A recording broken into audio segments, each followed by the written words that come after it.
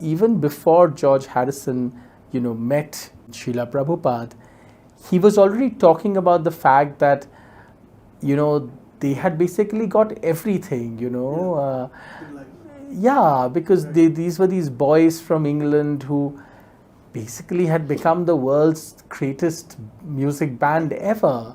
So they had everything: fame, adulation, almost unlimited amounts of money, crazy fans chasing them everywhere. And again, I discovered this interview of George Harrison where he talks about it, and he's like, we got everything, and then we realized it was not enough. Something was missing.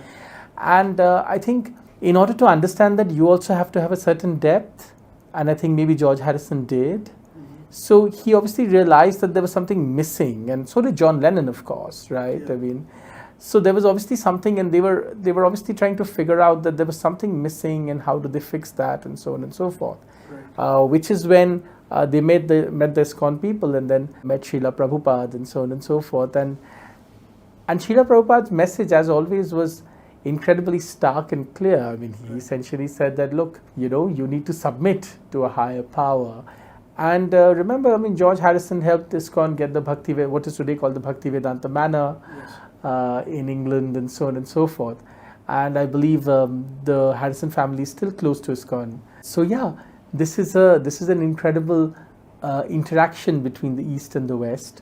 If you read my book, you'll see it begins by George Harrison being in an aircraft, and the aircraft seems like it's going to crash, and he's sort of singing Hare, or chanting to himself, Hare Krishna, Krishna Krishna, Hare Hare, Hare Ram, Ram Ram, Hare Hare. So he sort of, how this entire interaction changes his life in many ways.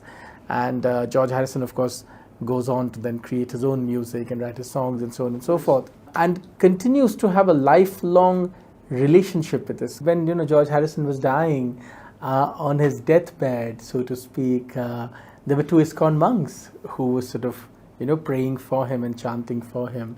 So he really obviously had a lifelong engagement with Krishna consciousness.